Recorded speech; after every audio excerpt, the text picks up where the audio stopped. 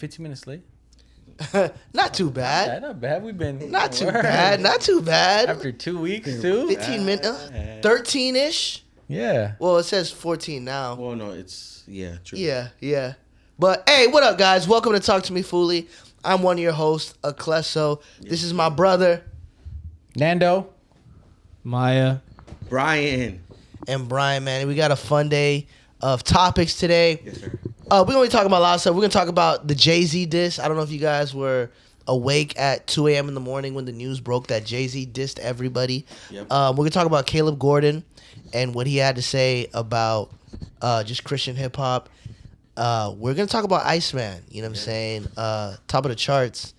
What else we going to talk about? Some fashion stuff. Fashion. Mm-hmm. What else? You was talking about who? Lifeway? Is that what you're talking about? That was eschatology. I don't know. We might get into that eschatology. Jump into that. We might touch into it, but first, man, we've been gone for what? It feels like a month. It feels like it. Been 2 weeks. But it's been 2 weeks though. Yep. But it feels like a month, man. Like, such a long time. what you been on, bro? What y'all been on, man? What's new? What's new, Scooby? Go ahead, Brian. Tell us what you've been up to. You see the drip is dripping.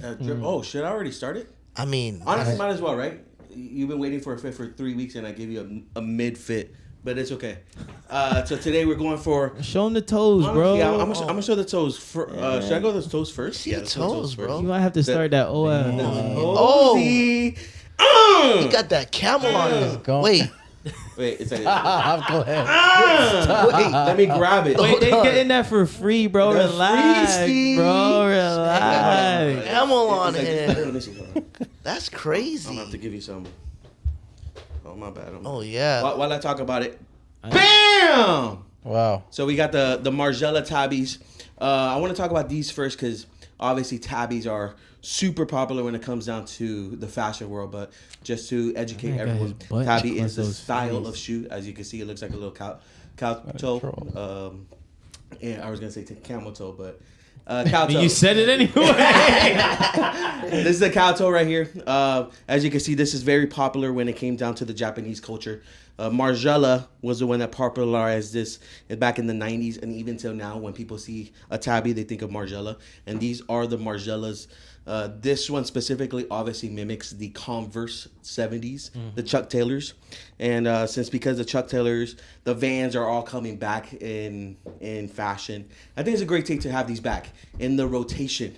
So as we go for the pants, bam! Man, I love this. This is going to be a sponsor right here. So let me get up. You look comfy in those pants, bro. Yeah, Those do look comfy. Actually, they're pajama pants. Really? But because I kind of want to just go for a gray fit, these are just I think they're Zara pants. But the talk of the town, the Marnie. I love Marnie.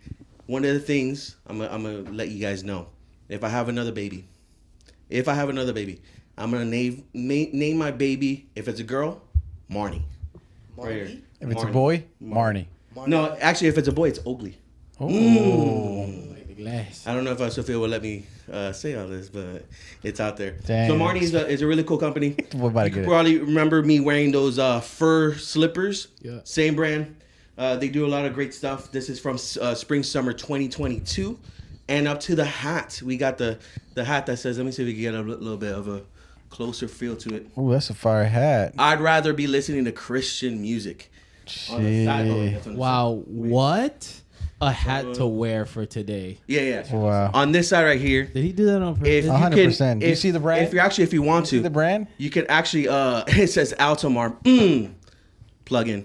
If you actually tap this with your phone, it opens up a Spotify No. playlist No. that says. Can we that's all do this Christian live? music. Yeah. Can we do this live? Let's see. Do it live and then see if I'm on that playlist. Okay. Don't lie to him. Okay. Do it live. Damn, my bad. Porfa. There it is. Okay. Click it. Show the playlist.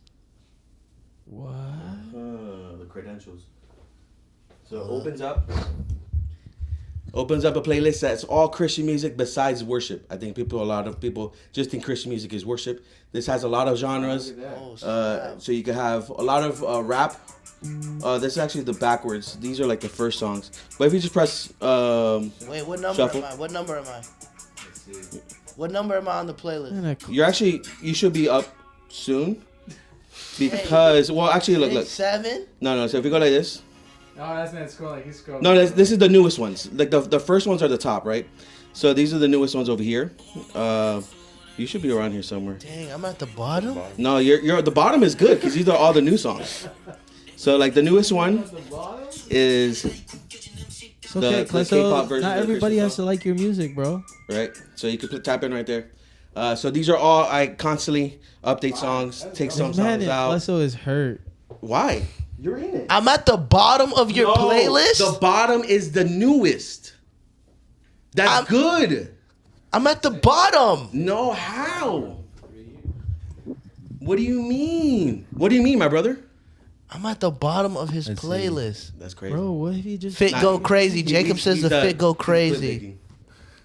But Where the hat from? That's his brand. That's his brand. yes, sir. Shout yes, out sir. Jacob in the chat. Shout out Damon in the chat. What's good? Dang. Oh, there you are. I see you. You're number 75. But yeah, it's a live updated playlist on Spotify. Do not have Apple in there. But That's as we dope. go into talking about Christian music, might as well already hop into it, right? Yeah, bro. Oh yeah, I guess we're here. Christian rap community kind of went in a buzz this past weekend, because the one and only my dog Caleb Gordon started spazzing. I think that's the best way of putting it, man. He Went Kanye on us. yeah. So there's a clip of Derek Minor and Paris Chariz and their podcast, Say That Pod. And in the clip, they mention about how a lot of Christian artists aren't original, and the reason they're not original, they just steal and they bite. And the goal is to make original music, and then just pretty much tell them to make original music. They don't name no names. No name. They name no names. They say nothing. name They drop. just say Christian artists should make original music. Caleb Gordon gets that clip, clips it, and he says, "Man, I started making music 6 years ago. Christian hip hop is not even It's a new genre. It's a new genre. Everybody takes from old music and, kind of copies and imitates until they find it.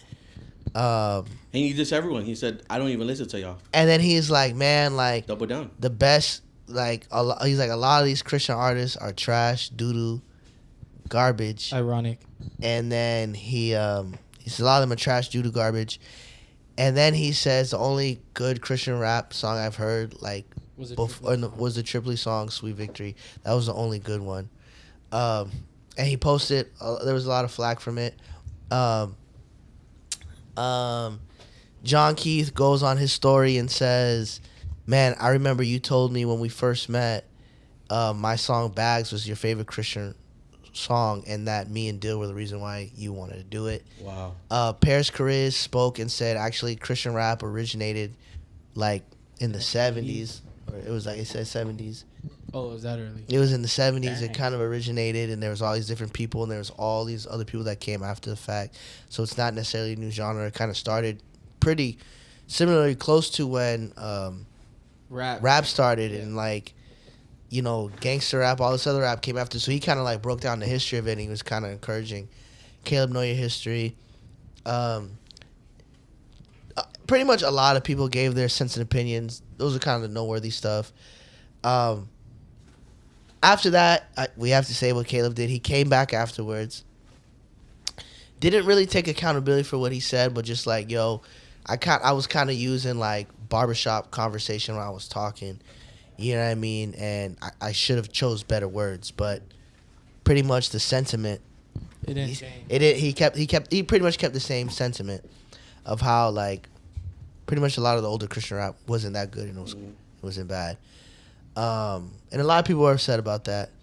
KB then responded on Lecrae's podcast and said that he said that a lot of these now Christian artists, because of the internet, essentially they're blowing up without really getting discipled or paying their dues. And I believe Caleb said like, yo, there was no one coming behind me and like discipling me or wrapping their arm around me and like trying to build me up or whatnot. So that's the context of everything that happened. Sabrina in the chat, he said, not a new genre. Yeah, where can I buy that hat? Where can they buy the hat? wearealtamar.com. There we go. And yep, late 70s, early 80s. Yep, that's when Christian rap started. So, guys, with all that being said, what are your thoughts on what Caleb said? Y'all want to go Do you first? agree? Do you disagree? I'm going to throw it to y'all. Oh, man, I got to start off hot.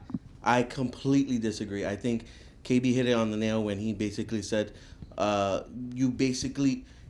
lot of these artists don't understand what it looks like to succeed without the forefront. You know, fortunately for Caleb Gordon, he's a great artist, but he only saw success from the beginning. He never saw any of the hard work, the years of trial and error, right? And so I think some of that got into his head of like, hey, like, I'm killing it when it comes to music. Great artist, and then kind of just like made his own path. But I think he doesn't take any accountability. If you're looking for counsel, you will find counsel. You can't blame others for not helping you out or being around you if you don't allow them to be. And so I think like my spearhead is right back to him. It was like, were you looking for that? Did you reach out to any of these people and wanted to be mentored? And I don't think the answer is yes, right? What do you guys think? I feel like he was trolling for a long time. I was like, I don't know. I think.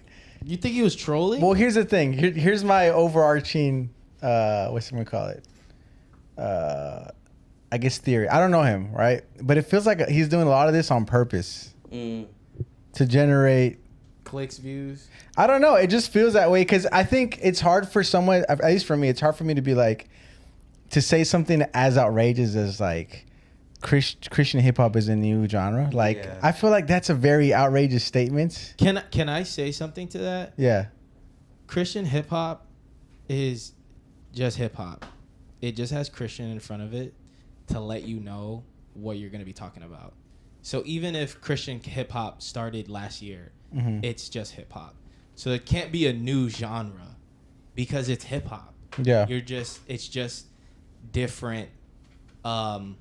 It's just a different perspective. Christian hip hop was around before trap music. 100%. Yeah. Like you can argue that trap music started with T.I., Jeezy, and them. But what I'm saying, you know what I'm saying, like. But what I'm saying is that is like Christian hip hop. Like Christian hip hop is not in and of itself a genre. Yeah. So back to you get what I'm saying? Because I got a question for you. Subgenre. Yeah, because you've mentioned before in the pod that you don't listen to Christian rap either. So when it comes to this segment, when it's being a new genre or whatever else it is, subgenre, however you want to say it, as Caleb's point, I don't even listen to y'all. Do you sort of like resonate towards that? I was like, yeah, I don't really care because I never listened to it either. Or you're kind of like in the same fence as like, man, like I don't agree with that. How do you see that? Well, I like. What do you mean? Like, you're asking me for my opinion on the whole thing? Your opinion specifically on that you do not listen to Christian rap. When he said, I don't listen to Christian hip hop, right? When he said that, did that resonate? It was like, yeah, me neither. Yeah. Or XXX, whatever it was. I resonated with it, but not for the reasons he said. You know what I'm saying? Okay. He's the reason I don't... Like, he's one of the reasons I don't listen to Christian hip hop. Because as someone who listens to a lot of different genres of music and has heavily listened to secular rap, hearing him after hearing one of my favorite rappers or whatever, it's like, what are we doing? Like you're this. The reason I felt like he felt the need to respond is because he felt like it was a shot at him, right? So, sure. If that's the case, which I believe is the case, like this has been an ongoing thing. Like Caleb releases a song, people will literally start making videos or whatever about whatever song he stole from, right? Yeah. So, and I feel like it's not just Caleb. He's just the biggest one to do it. Sure. I feel like a lot of Christian rappers do that. Now, I don't think older rappers did that, older Christian rappers. I didn't listen to old Christian rap because that's just not something that I listened to. I didn't really resonate with it. I didn't get into it. Like I didn't grow up around it. Like that's not something I was around. But you know, now that I'm an artist myself, especially in the Christian space, you know, hearing a lot of all these other rappers, and then hearing, you know, because it's one thing to be influenced. Mm-hmm. You know, everybody has their influences. You rap, you know, like some people tell me, oh, like I can hear your Kendrick influence, or I can hear your Kanye influence, or whatever. But Flex. I don't think anybody can say that. Oh yeah, you're stealing. So, but here's my take about that. Go. Before you go on what you said, I'll say this. I'll share this because he said this to me in front of other people, so it's not like I'm gossiping. Yeah. But Caleb said to me, he's like, yo, if something's hot, my goal is to get the message out to as many people as possible. He said, my goal is for as many people to hear Christian music, Christian rap, the good word, the gospel as much as possible. So whatever's trendy, whatever's hot, I'm going to take that and do my spin on it. Sure. He's like, have you ever read the book Steal Like an Artist? I was like, I haven't read it, but I know of it. What's it called? How to Steal. How to Steal Like an Artist, something like that. And he said, yo, if Bad Bunny is hot right now, I'm going to make a song that sounds just like Bad Bunny and drop it.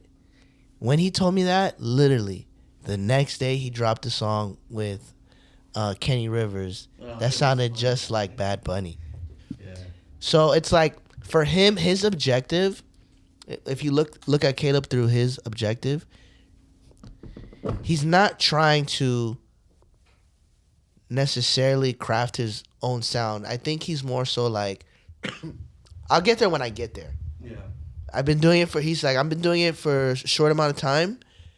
I'll get there when I get there. Right now, I'm just trying to get as much people. That's interesting. That's the audience. I'm just trying to build my audience as large as possible. And I'm going to do anything that's trendy, anything that's viral to do it. Yeah. And he's good at that. He's really good at that. So like that's his perspective. Like this is why no one takes Christian hip hop serious.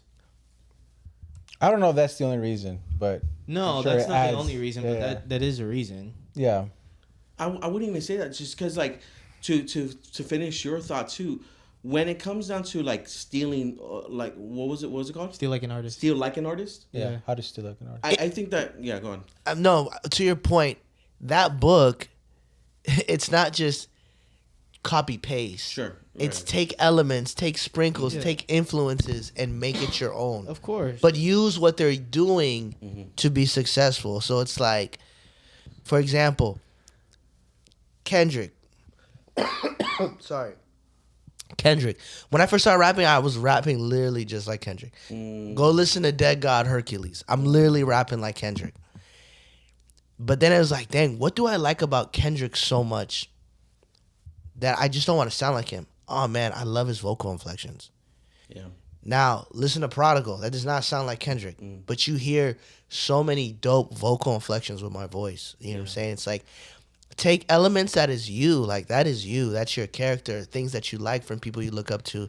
And make your own. Don't just copy and paste. That's what it is. So it's like, the sentiment that Derek was saying, still we Christian artists need to be more original. Like, that's just facts, bro. I heard a record the other day where I heard someone remix Fiend, and it was like G-O-D. That was D. Transformation Church. They did that too? Yeah. No, I heard something else. No, it was Well, true, but Transformation did it for Easter. Oh, they did that too? Yeah, and And it's just like, Talking about, is it a rapper King. called Red Tips or King. something? yes, King. Oh, yes. Red Yeah. Tips. And it was just Yeah, like, bro, this is so crazy. And it's like, what makes it worse is like, I know you didn't pay for that beat. Yeah, exactly. And then you have it on DSPs where you get paid from.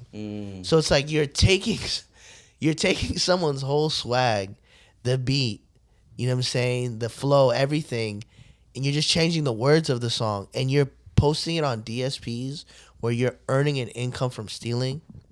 Bro, that's like literally against the Bible. Like, as a Christian rapper, you gotta be ashamed. Like, you know what I mean? Like, so it's like you can't do that stuff. Like, Yeah. and to Caleb's point, like the stuff where he's done that stuff, he removed it off DSPs, like all that stuff. Okay. Now he like gets the samples cleared and different stuff like that. Now he does that. But all the other stuff, You didn't want to get sued. he had a project called Infringement or something, copyright infringement. He had projects called Copyright, which is, if you have a project named Copyright Infringement, you know what you're doing is Right, wrong right, and right, posting it. So to say like you didn't know that was wrong, so that's why you're taking it down. It's like you knew what you were stealing. For sure. That's why you named it Copyright Infringement. But that's neither here nor there. But I think Caleb has a good heart. Like, honestly, I really do think he has a good heart. I think he has some pride in him because he got it fast. Yeah. And I just think he needs like community and just needs to go back and listen to some other Christian rap or whatever. some older Christian rap, like, you know what I mean, and just really lock in trying to find his sound, because he can rap, he can carry a note, he can sing, he can produce really well, he can mix, he does everything. Caleb can do everything, you know what I mean? So it's like, bro, just lock in. And yeah, but I think he was out of bounds with his statement. Virgil Abloh talks about this too. He talks about the 3% rule, and he basically the same thing. Still like an artist, right? The reason why I think this is important to the context is when we are making art. Unfortunately, even now, when we're looking at movie franchises, no new movie has been made in a while. Yeah. Because there's sequels, prequels to the same thing that's already making money. Remakes. People don't want to listen to something that's new. They want to listen to something that's familiar, I should say. So this is where we're at. When we're looking at not even the genre of songs, we're looking at the genre of where we're at culturally. We don't want to watch new movies, or actually we do, but budgets wise, the production studios, the actual people that are paying these movies don't want to take the risk on making a new movie because they don't know if they're going to get their return back. Yeah. Right? And so in the same context, it's harder for someone to come up with something that's original, especially for music, and have a good fan base right off the bat. Aaron Cole is a good example about this. My buddy has been working hard trying to make new music, continually doing as creative as he can. And ironically, his most popular song is his newest one, Usher in the Spirit, where it's just Usher beat, and on top of that is bar for bar Kanye song. And so when What you mean Kanye song? Sunday Service, Revelations 19:4. It's literally bar for bar. Oh, but that's an old hymn. Sure. That's a famous Christian. I was hymn. confused. You're right. That's when you that's said a that. famous I was like, Christian hymn in gospel church and, You're right. and black churches. But in the same way, like sort of like the rhythm. He remixed. He took a famous hymn on an Usher song. Yes. And had the caption as like the kids who sneak out, the church kids who used to watch 106 and Park behind. You know what I'm saying? And it worked because the sentiment of, yo, yeah, I was a church kid and I used to sneak 106 and Park. So a lot of people could relate to that. Yep. But also, it had the flow. It had a famous church hymn that everybody sings. Like everybody sings. Yeah, I don't think But like on a that. fly You beat. can't put in the same. You can, because that's the irony. So are you saying? So here's the question: are you saying those are two different things? I'm saying it's the same exact. Because Aaron, but the thing is with Aaron Cole, he's not trying to write it as present it as his own. Like we know where that beat is from. You know, we where know that the hymn hymn is from. Yeah. We know exactly what it is. We know that what he's doing is just his take on whatever this is. It's not him saying, "Oh, this is my song. Yeah. I wrote this. These are my lyrics." This The is heart my and intention. beat. We know the heart and We intention. know the heart and intention with artists who have taken beats and just made it a little different, and then maybe put some lyrics in a Christian way. Like that's not the same thing, bro. But And I want to be so real with you, bro. yeah. When Usher in the Spirit by Aaron Cole dropped, I listened to it. my wife was like, "Oh, who's this?" Oh, He's that's like, "Oh, she's like, oh, interesting, who's this? This is great." I was like, "Oh, that's Aaron." She's like, "Oh, I thought it was Maya." Dang. And I was like, "Nah, this Aaron." He's like, "Oh my gosh, so good." And then my son Adonias was like, "Listen." So we were just listening to that on repeat, like for like 45 minutes straight, just repeat. We went in the car, played it, repeat, and then I was like, "Man, like this is so good." I was like, "Let me hear how You Make Me Wanna." That's where the beat's from. Sounds. I went to You Make Me Wanna, and I was just like, "Dang, I like Usher in the Spirit more." Like I was like, this feels better. Like, and it sounds so crazy to say, but it's not. I'm like, dang, like I just feel better listening to this. Yeah. So Great. So I can see the sentiment of why there are certain. I'm just playing devil's advocate. Sure. Why there are people, you know what I'm saying, like who like do the remixes, because there's Christians or people who don't want to listen to profanity, and they're just like, Okay, but I don't feel bad listening to this. But then that's just a good take. that's the devil advocate. Of course, how Aaron Cole did it, it's not your typical Christian remix. It's like, who thinks about taking that hymn and putting it on an Usher beat? like that's, and then also in his verse, like he goes off, and like it's just really good. It's like it's a Christian remix, but it's not. I would say like Usher in the Spirit is not a Christian remix. It feels original, even though it's taking two different things and putting it together. It's like, for example, like, boom, you have cake, right? Right? You make a cake. Everybody been making cake. But then there was some Cuban person that was like, yo, let's throw some condensed milk on that joint. That's tres leches, boy. Usher in the Spirit. Usher in the Spirit is tres leches, bro. That's not cake. Yeah. Bro, he took some crazy milk and cream. He took cake, two fire things, put it together, and Aaron Cole made some tres leches with some Ten Rock. Ten Rock and Aaron Cole made tres leches, bro. It's not the same thing for me. I know. I'm What's not the same thing? I don't see it as a remix. I don't see it as a Christian remix. Yeah. Even though it is, I don't see it. It feels original. It feels fresh. Nana, what do you think? I feel like I'm a little bit with Kless. I want to play a little bit devil's advocate here with Kless. Because what's interesting is, like, I think because we're in creative circles, we're allowed to have these discussions. But I feel like 90% of the people are like, oh, this song sounds good. Like, like they'll just be like, because I think the human nature is to want to have patterns, or like to want to have something that feels familiar to you. Yeah. They don't really care that this is like the Christian version of this song. They're just like, oh, I could listen to this song. Boom, they did. I think that's why it works in a lot of terms. Like, that's why a lot of people tend to gain a lot of success. Yeah. But I do think that there's like a fine line of like, stealing the art. I remember when I used to do jazz studies in college, I had a professor tell me this. He said, so I used to play drums, right? And You still play? I still play.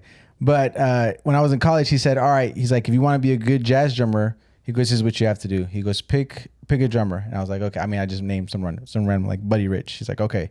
He goes, listen to everything that Buddy Rich did. He goes, and do this for like 2-3 years. He goes, play his solos, figure out like his little things, random stuff. Like he's like, tell me another drummer. And I was like, I don't know, whatever the drummer. He's like, all right, now take that drummer. He's like, do the same thing, 2-3 years, play every solo like him. He goes, every little nuance thing. He's like, you're gonna notice between this drummer and the other drummer, you notice like that they hit the hi-hat a little different, that they hit the cymbal a little different. He's like, pick another drummer. And I was like, yeah, so whatever. And he's like, when you do this after 10 years, he goes, then maybe you'll have your own voice. And I think there's something to that of like, it's so hard to be original, but I feel like the people who are pursuing the art for what it is are the ones that are able to break through and say like, So if I could just say something to that, is like, of course, like we have our influences, like we have like those things, like we don't learn from just ourselves. Like, I'm not going to, you know what I'm saying? Like, we don't learn from ourselves. Like, we listen to things, and those are the things that are going to influence us, for sure. I don't think anybody is arguing that influence and some sort of, like, stuff is going to be in your music. You know what I'm saying? Like, obviously, it's hard to find your voice. You know what I'm saying? Like, it's hard to do that. I don't think anybody's arguing that. I think the problem, at least for me, like, I get very, like, heated about this kind of stuff because, like, what Derek Minor and Paris were saying, it's like there's no originality. They're not even trying. Like, people aren't even trying. You know, like, a lot of like artists 2-3 years ago, they just wanted to sound like Yeet. So we're getting a lot of Yeet type beats and just literally the same type of whatever he does to his voice on a track, they did the same thing. And it was the distortions the same, the beats the same. And it's like, that's not influence. That's copying. You know, like, Nah, bro, I think that's sheer influence. When it's more than one person doing the same thing, that's 100%. I know what you're saying, but when it comes down to it, when we see Yeet and we could sort of pin down to exactly where the influence is, and we see it's changing everything, then that's for sure influence. When it comes to copying, Rocky Road Part 3, when I listened to it with Caleb Gordon's song, and his second verse, blatant ripoff of X, right? And I'm like, man, that's crazy, because, like, I don't know if people really understand that's literally X's flow, right? Drake got a lot of backlash because he was stealing X's flow, didn't give him credit, right? I think that's when it comes a little bit more diverse. When we are talking about something that is right on the money of, like, man, you are stealing the flow, like, in essence. So when but that's what they're doing. Yeah, but when we're looking at a painting, like, some people could look at a painting and say, man, I want to, similar to your point of, like, look at the drummer and see how you can make it different, right? We can literally draw the exact same painting, whatever else it is, a starry night, and do the same thing. There's a difference from trying to be Keith Haring when it comes down to his rhythm, when it comes to markers, and then people be like, man, Brito does exactly what, like, Keith Haring. And I think it's a lack of attention to people understanding what the difference of copying art and copying the artist, right? We can copying the art is how Usher and the Spirit was done. Copying the artist is where Caleb Gordon's flow kind of is in question now. So I think when it comes down to copying the artist and copying the art is how we determine if it's cool or stingy or whack, right? I see something that says, like, my boy Seba said people want to make movies like Sinners, I think it was, something like that. I saw that. That's great, but that's on hindsight, right? Like, no one knew how good Sinners was going to be.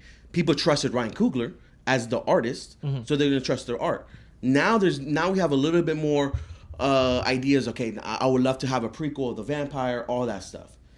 It doesn't go down to the formula. The formula works because we already know, we've already seen it. Caleb Gordon seen the formula. I'm gonna do it. Whether that's here or now, if he wants to get fans and do that route, 100%. Our intention as artists isn't gonna defy if we're gonna be successful or not. I can say my intention of making art for 5 years. I blood, sweat, and tears in this art. I hope you guys enjoy it, and no one watches it. My intention doesn't matter. It's really if people resonate to this. Sure. People resonate and understand the familiarity of where Caleb Gordon is at. He's was part of the 5 artists that was part of Rolling Loud this year for Christian artists. I don't know how many, but yeah. Yes, like 5 or 6, something like that, right? And so even for that, it shows that although our opinion, whether he's doing it right or wrong, doesn't matter. It really doesn't. It doesn't. My boy is still making headlines. He's still doing these things. And so I think for us, like, when we're trying to determine if this is good or not, really just goes down to how he is as a person, Christian-wise, right? Is his theology good? Is all that stuff, right? But can we take the music side of that and kind of make an inference on that? Do you think we can or no? I think with our social media presence now, 100% we have to.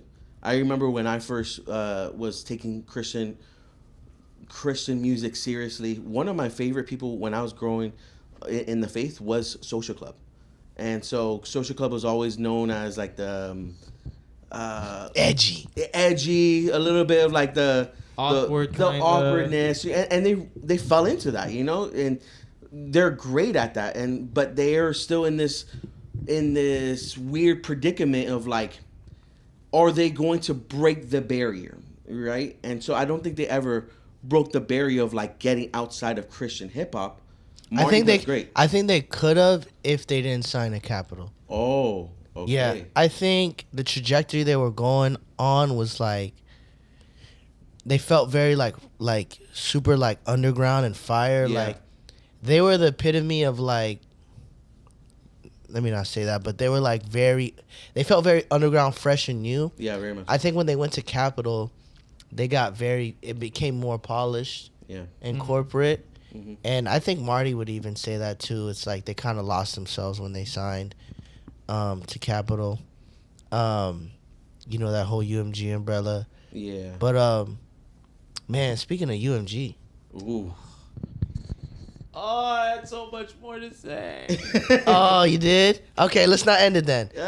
Closing remarks. Closing Closing on remarks? Caleb Gordon. Okay. Everybody gets a 30-second closing remark. I like it. You don't have to use 30 seconds. All right. You can have 15 of my seconds. Okay, real quick, I just want to say, because he said it was influence, I want to bring up for a big example is Kendrick Lamar. Obviously, Kendrick Lamar is influenced by people like Eminem and Tupac. We hear it in his music, blah, blah, blah. But no one will ever say that Kendrick Lamar is stealing or copying any of those people, but you can hear the influence. Same thing. So I don't think we can...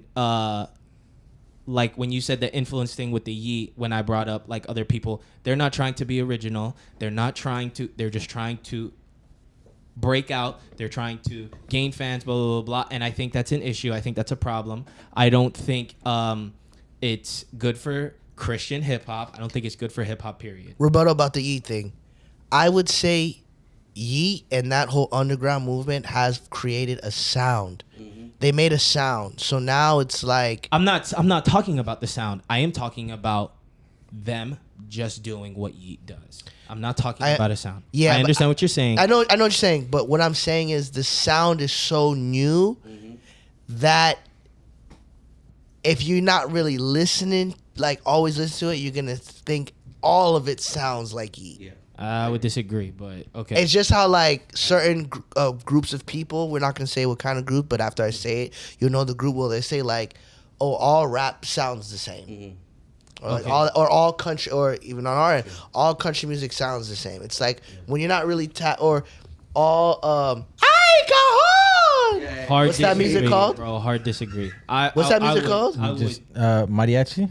Sometimes people say all compa Mexican music music? sounds the same. No, So it's like if you're not hard really locked disagree. into that genre, Hard disagree. I will agree to disagree because I completely disagree with that. In this context. Okay. And what I'm saying. All right. To rebuttal what you're saying, I am on the opposite side.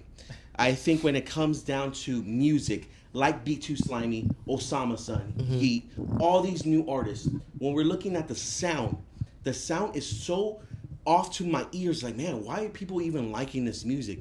But they're the front runners. Even Rolling Loud says, like, we're trying a new genre that people are actually listening to. And so when it comes down to, like, new music, I think for us, we only dictate to your point, we only see one person as the avenue. There's a new sound that's happening, and I think when it comes down to even Christian rap, there is Christian artists that are going towards that sound. Even like Caribou or even La Tyler, their flow of like maybe just like this nonchalant flow. We see some of that already, but I don't think that's copying the artist. I think that's copying the art, the flow of things. On the contrary, to your point, there is artists that bar for bar, stealing the song and just trying to make it Christian. That is so whack. And We literally have Christian artists on Instagram. This is the Christian version of insert secular artist here. Come on. What are we doing, bro? no, but that's familiarity. I think that tries to help out. That's different. That tries to help out of like how if you like this, you will like this. So in the same point, I think that helps us and new Christian people. Is like, okay, There's even secular people that do it. Like, Yeah, for sure. if you like Linkin Park, exactly, you'll like this. exactly. I think they're just close. But what you're trying to say is, this is the Christian version of this. That's what you're saying. Yeah. There are people who go, this is the Christian version Yeah. of this. It's not, and I'm not gonna name names, I will. but they'll say it in the captions. This is the Christian version of Ice Spice, and they'll drop a song that's exactly like Ice Spice. That's what you're saying. He's talking about something else. I know what he's talking about. I know what you're talking about. I just feel And like then here's what I'm thinking. and then there's what I'm saying what I'm is saying. is that I think we have blatant ripoffs in the space, and it's not helping our case. I think to end my 10 seconds. I have 10 seconds left. Go ahead. Sorry. Give me five. We'll I give you cut you five. off. I cut you Oh, off. bunch. No, I think to your point, you are drawing a line in the sand saying we have to be different.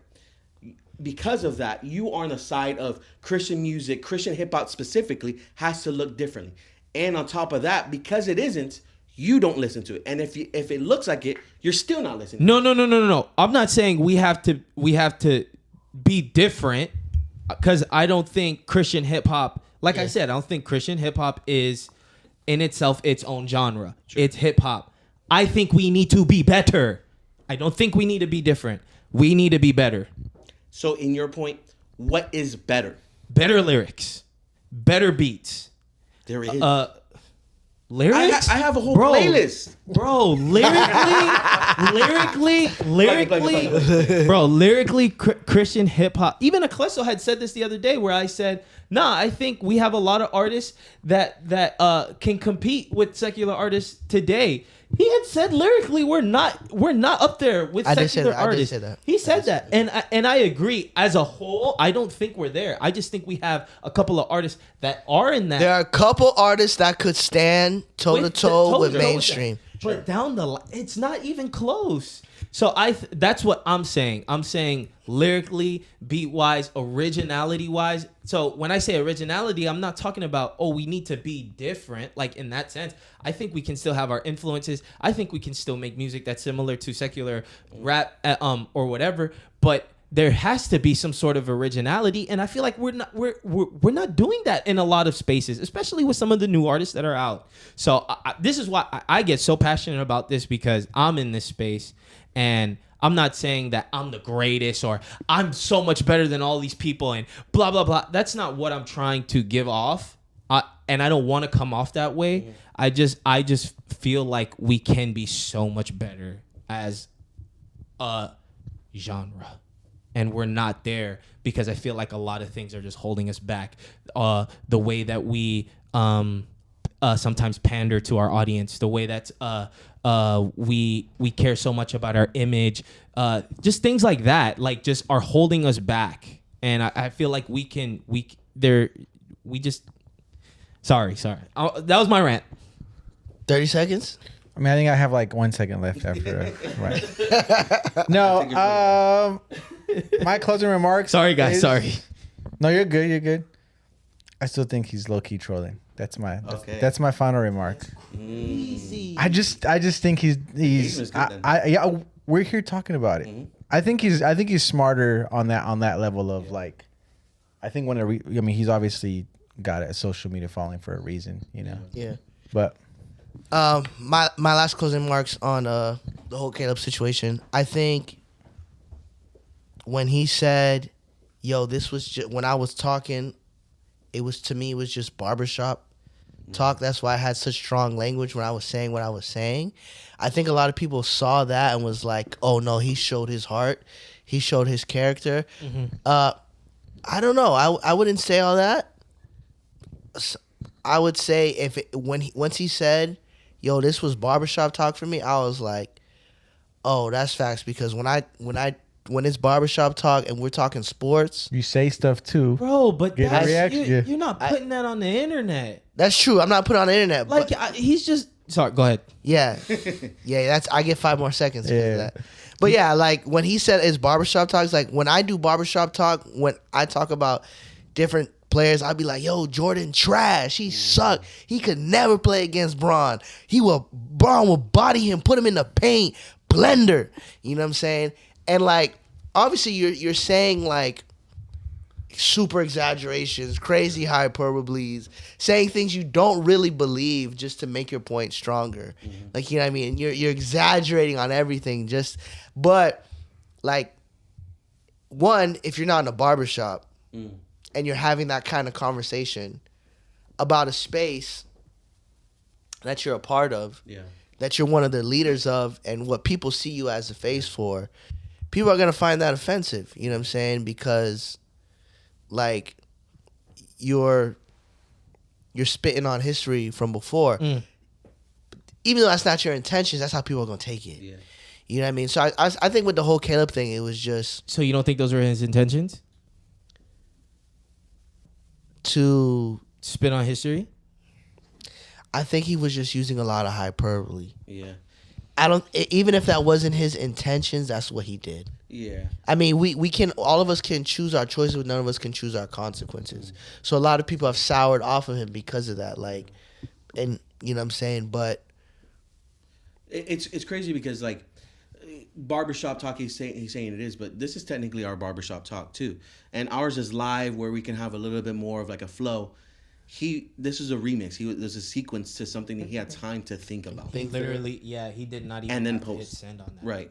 yeah. So that's where the difference is. I don't know, man. Yeah. No, you're right.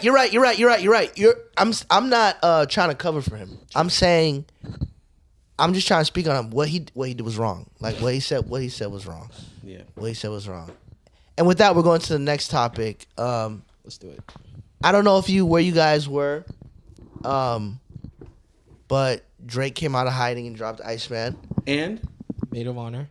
And Maid of Honor and Habibti. But we're not going to talk about... the other two. My question for y'all is not like, what do you think of the album, lyrics, all that stuff. It can go into that. But my question for you was, after getting destroyed in the battle by Kendrick Lamar, after everything that happened, the allegations, all different stuff, the suing, all this different stuff, did Iceman live up to the hype, or did it not? I think Iceman in general, hot take, it's his best body of work. Whoa, this man. Oh my gosh, bro! I think I get it. Brian's doing what Caleb's doing. Bro. Yeah, I think I get it, bro. Wow. He's just contrarian to be contrarian, It's bro. his best body of work. No. No way you're saying that. It's his best body of work. It's his best body of work. I love this shirt too. Anyway, go ahead.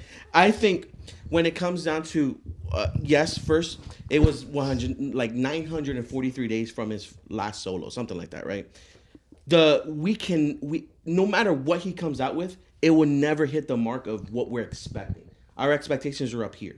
If this was Okay, I That's agree true. with that. Yeah. I agree with that. if this was released 200 days after, like let's say 2024, right? We're 2 years before this.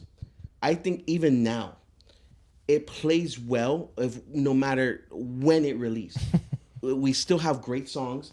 How many songs was it? 18 songs, something like that. Something like that. Something like I think 7 or 8 of them are so strong Yep.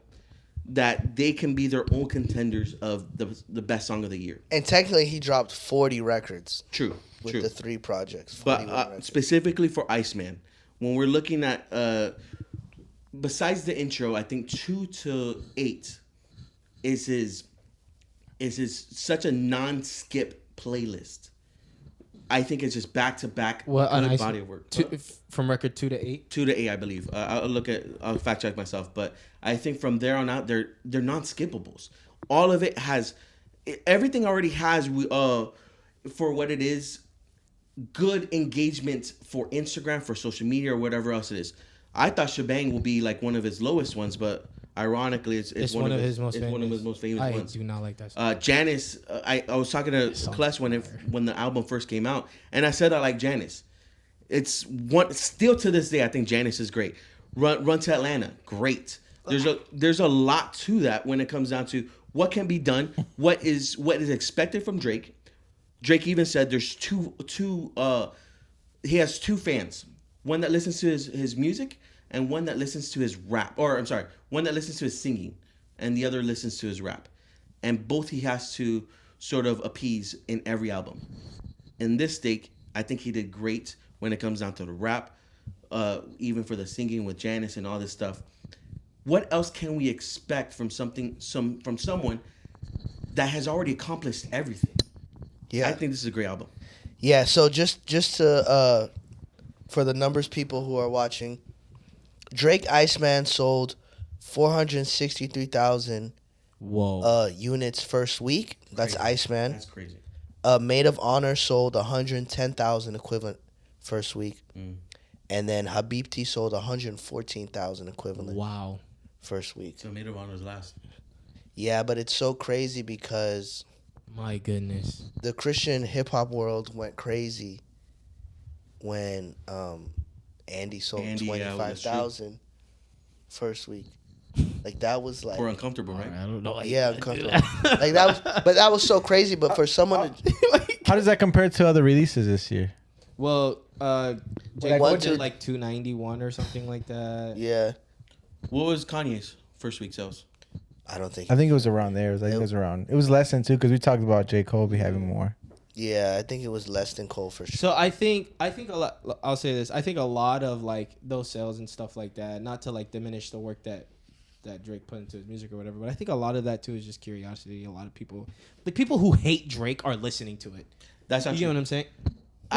If it was, it would have the same numbers as Habibti and Maid of Honor. It would be around the same. But to triple No, but up, like Iceman is like bro, that's insane. Iceman is the Quadruple. album. Quadruple, insane. What? Quadruple the Of sales. the other Yes. the other two? If it was okay, people are interested, like you're saying, it'll be around the same. Maybe a little bit more because he had a good rollout. So you don't think people who think hate around 200? Drake are listening to? But that's not the majority. No. But what I'm saying is that I would like, say that's not even a factor. Yep. I wouldn't even You- factor that into the number. really. I wouldn't factor it. When you're doing 460, Yep.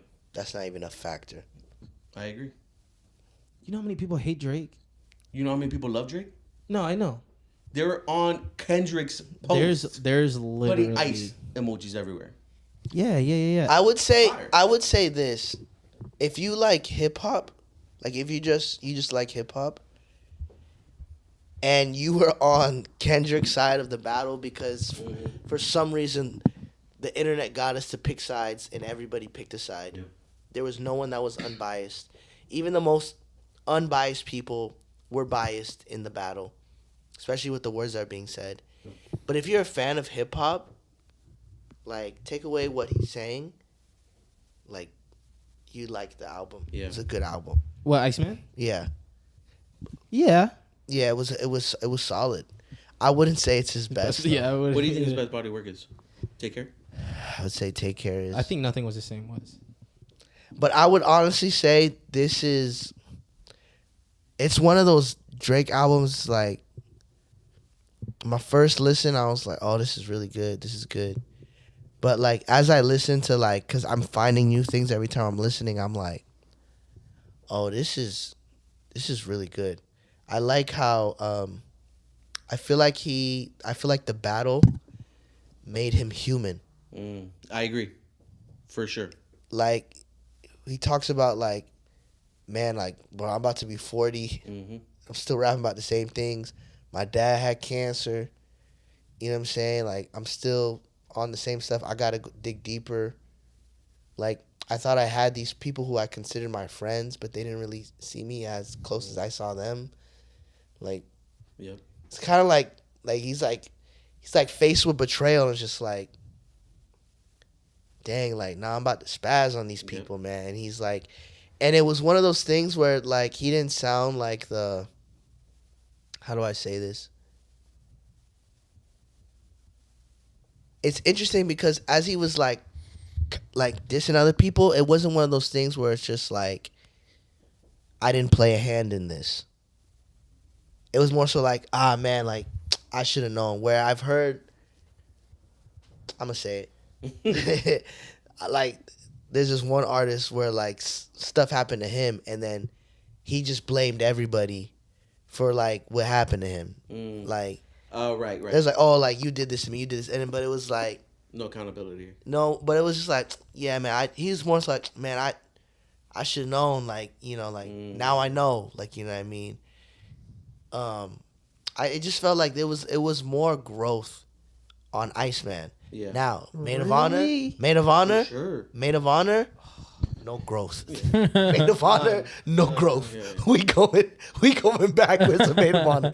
I do think though, Maid of Honor is super raunchy, unedifying. With his mom on the cover. Super raunchy, unedifying, but I would say, as a body of work, it may have been the best one Wow. out of the three that dropped. Bro, this man, Insane. that's the most. That's a hot take. That's the most Wow. risk artistically that Drake has ever taken, in my opinion. No, I'll honestly never mind. More than Honestly Nevermind. More than Honestly Nevermind. No. Way more risk on this one experimentally than Honestly Nevermind. For sure, bro. For sure. The effects he was doing, the beat selections, he went from house to dance to dance hall. I thought we were just to talking about Iceman. I know. I'm sorry. Dang it, I messed up. Okay, back to the original. No, go question. ahead, do your thing. Back to the original question. I would say, did Drake do enough? I would say yes. When I found out it wasn't one album but three, honestly, that was kind of exciting. Oh, excuse me. The only person who's ever dropped 3 albums in one day is Soulja Boy. That's it. No one else has ever done that but Soulja We Boy. about to talk about how Drake stole that from. But I'm saying that was like cool. Like, bro, Drake is one of my favorite rappers. So it's like, yo, 3, but it wasn't just 3 albums. 3 very distinct albums. Yep. Yeah. R&B to dance Yep. to whatchamacallit, So just rap stuff. to rap, bro. And it was like each project was very cohesive. Yeah. Very, very cohesive. He said the John the Baptist line was hard. I remember that one. You remember it? What was it? Yeah, I heard someone talk about like break it down. You haven't heard it? I haven't heard what's the John the Baptist line? Have you heard this? No. It's pretty much he talks about how he baptized. It's a reference to Kendrick. You know how Kendrick wears a cross, almost has like a symbolism of Jesus. Yeah. He's talking about how he came as like John the Baptist to like essentially to prep the way for Kendrick. Yeah. And here's the Did he? thing. He did. I did. Remember, he put him on Take Care, Yeah. and he took him on his first arena tour. Yeah. And then after that, Kendrick dropped Good Kid, Mad City. So he built up all his fans, all this stuff. Like, I'm not Yeah. I'm not gonna lie, Kendrick, is my favorite rapper. That boy grimy, bro. Yeah. Bro, imagine you take someone on a tour, bro. But that's why Drake, honestly, if it wasn't for Kendrick's diss, we would not have a body work like Iceman. Iceman is so good to clearing up names. You already picked your side and he knows it. And now it's his response. It feels very genuine. Most of his albums feel like, it's for everyone. It's fluff. This album feels like as if Direct. he's talking to just you and me. Some of the songs like, y'all, you did me dirty. I can whatever. agree with that. You couldn't? I can't agree with Oh, can okay. And I think for that, I was like, man, that's so not only lyrically impressive, but also to take me to a place to make it feel like I understand where you're coming from. Yeah, it's You know? human. My biggest thing though is when you're dealt with such adversity, the way he went about it was like, I gotta big myself up. Like, I gotta big myself up. I gotta, you know, whatever. Like I gotta lock in. It was like, dang, but it was like just coming from like a Christian perspective, it's like, man, like growth in and of itself, like knowing that, man, I need to grow, and like not knowing the one who does the growing, you know, on a faith basis, like, dang, like what people don't understand, like Drake was almost a Christian rapper, bro. Like people don't know that, like, bro, Mans was in was backstage with Cross Movement.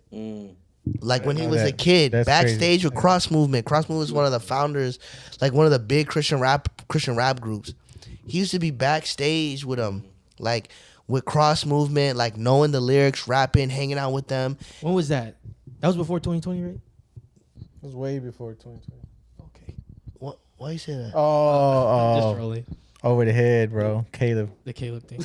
Oh, and then it was before 2020. That went on bad. And then not only that, he had a Christian rap album with a Canadian rapper.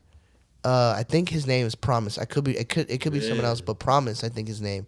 They had a Christian rap album, and they're ready to go, and then like, he started doing other stuff, and then Jay Prince found him, and then when Jay Prince Jr. found him, and then the whole Lil Wayne thing, he met Lil Wayne, interested in Lil Wayne, and then the rest is history. So it's like, you know what I'm saying, like.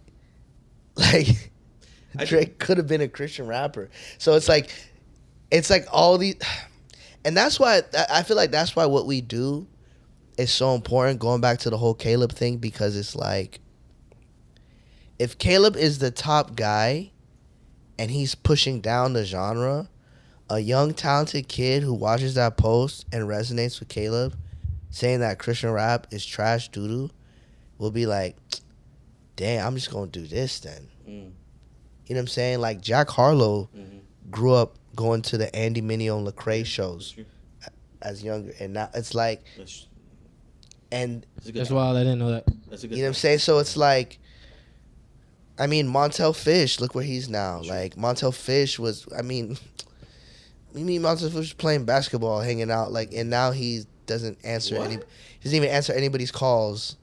You know what I'm saying? Doing his thing. I like that. I didn't know that. Stop! Don't do that. Nah, that's a flex. This is the Mr. Flex right here. You know what I'm saying? Like he just cut off everybody who's Christian. Like, you know what I mean? Yeah. From his life, and now he's doing weird podcasts with Daniel Caesar. Yeah, I think like the biggest thing. I think the and Lil biggest Yachty. thing that stands off from Drake in general. No one clip that, please. Yeah. Please don't clip that. I think the biggest thing about Drake and what makes him different than any other artist, even to now, is that he takes chances on artists.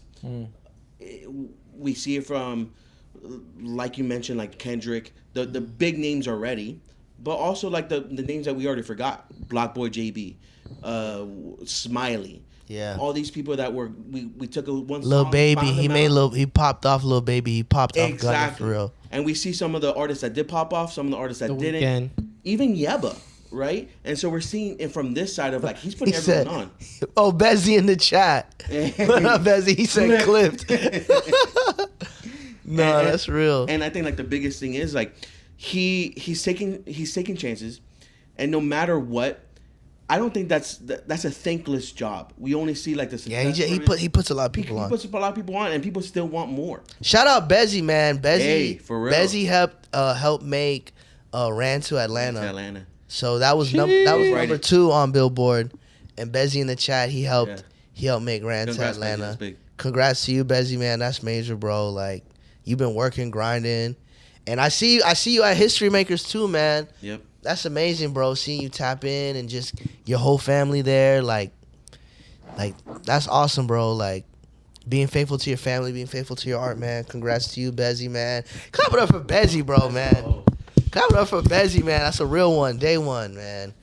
But yeah, I think that Drake album, I don't know where I put it, but it's not at the bottom. It's not in the middle. I think it's up there. It's like it's up there Top for 3? me. Just I wouldn't say top 3, but maybe top 5. It's up there. What do you think, Nana? What do you think of the album? Man, I feel like I liked it. I like I told you, I listened to only that one because it took me forever to listen to J. Cole's two albums. But I also feel like I'm at a different stage where I'm like, man, I hear you guys talk about this music. I'm like, man, I feel like I need to tap in more. Like, I'll give it one pass, and I'm not like, I feel like if I would have known a lot of the stuff that you're saying, it would make me like, now I'm gonna go back and listen to the album through like a different lens, because I feel like, I don't know, it just changes. I do appreciate when just someone's a little bit more real and there are 100%. I don't care what it is. If you're more real, then I'm going to tap in because you have my attention. But I mean, honestly, I thought it was a good project. I wouldn't say that it was his best album. I would say it is early to say it. Yeah, I'm just saying it. Yeah, I want to say it. But it's too early. We'll say a couple years. We'll see this was I'm sorry to cut you off, but this Iceman was for me in a long time where Drake did a real rollout. Yeah. We did talk. You did mention this about how like that's gone away. Yeah, and it was refreshing to, and even like Andy also doing a rollout. Yeah, Andy's like doing having a like rollout proper now. Like, but I feel like Drake did an actual rollout. But I just love the surprise at the end where it's just like you thought you were getting one, it's 3. I really wonder too. It's like, and maybe Bezzy can answer this, bro. Bezzy says top 5. Bezzy, answer this for me.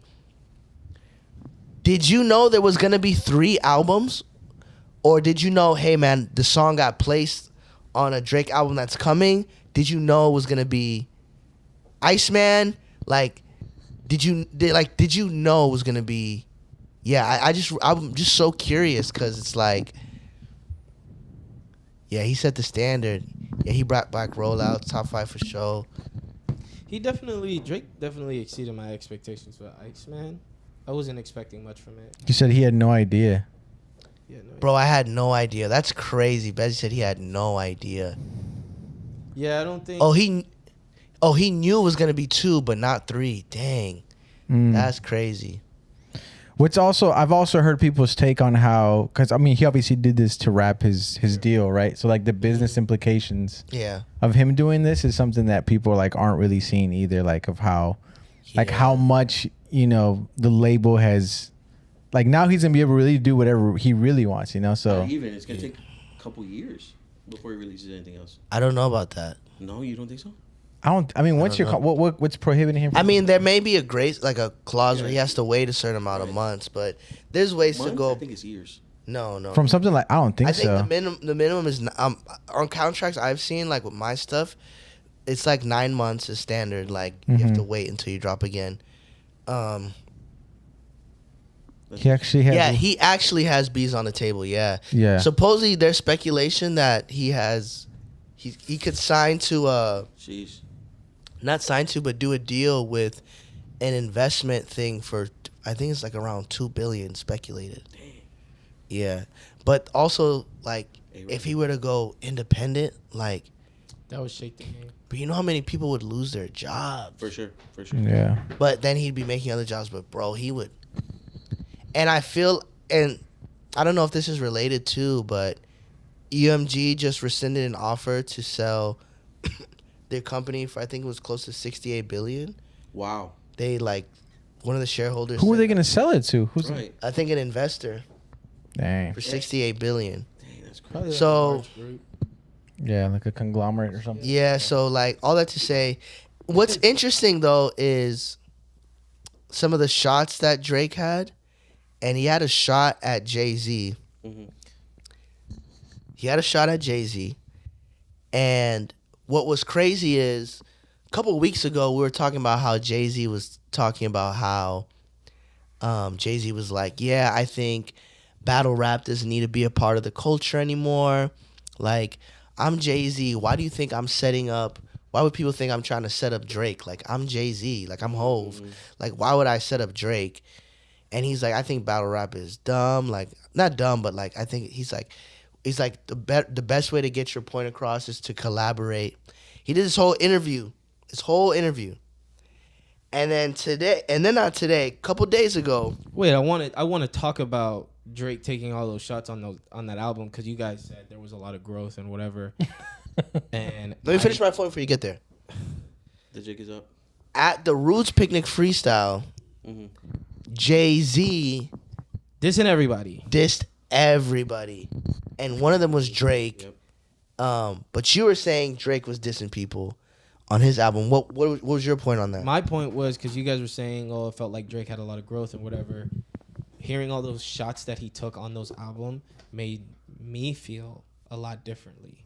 I don't feel like there was much growth in the Iceman project, specifically because of those shots that he was taking. Like, you just got out of you did your whole rap battle, and then you're silent, and then now you're coming back. Mm-hmm. You make an album. The album is good, but you're still taking shots at people. You're not like, what are? I think it's reflection though, because it's like, no, I don't. For me, how I took it was just like, some of it is reflection, but I think he took it like, yo, for 2 years, I'm seeing everybody who I thought were my friends. Yes, he definitely said that. We're not really my friends. He definitely said that, but he was also taking shots, and I don't those think are none of them shots. were new shots. None of them were new shots. We kind of already knew. I think it was him clearing up what the atmosphere is and him setting the standard. Nah, he was still taking shots at Kendrick. Like, that's nothing new. Yeah, that's nothing. Kendrick on GNX took shots at him. Yeah, but that was right after the beef. He has to respond. Years the later, the beef ended. Kendrick went on GNX, took more shots. How long did GNX come out after the beef? I mean, he still has to drop his project. Who? Drake. Yes, but why didn't he do this before? Nah, because he has to drop his project. What does that have to do with anything? He's saving it for his project. Yeah. Years later? It's not years. It's about his next project. We didn't have a album or any rollout since then. So this is a response. What does that have to do with what I'm saying? He's responding. You're talking about. You're putting a timestamp on it. Yeah, yeah. Because now it just feels like, now that it's kind of died down, like now you can get one over on people and say what you want to say without any consequence, because now it's so far in the past, like you can just say it and no one will say anything because it's whatever, it's over. You lost, so bro. now you can say whatever. Let me ask you this: if he didn't say anything, would that? Well, Yeah. I feel like you'd still be like, well, he didn't say anything. No, I would have been like, well, why would he have to say anything? He lost. He knows he lost. Everybody knew he lost. If he didn't say anything, nobody would have said anything. Nobody would have been mad if he said. Nah, but this isn't diss records. This is him responding. No, they're not diss. I'm not saying they're diss records. I'm saying the shots that he was taking, some of those shots were immature. So when Rocky dissed him on his joint, he can't respond. Rocky's joint dropped this year. Khaled. Literally the only DJ Khaled, like all these other places, even Jay-Z or whoever else it is, you're specifically talking about Kendrick, but what about everyone else? The highlight was on Kendrick because he was the one that put the movement. Yeah. Everyone had to pick a side. He said, you got to pick a side or I'm not messing with you. So everyone picked their side. Drake's on the other side saying, all right, I see where everyone's at. He's responding to everyone else that's on the other side.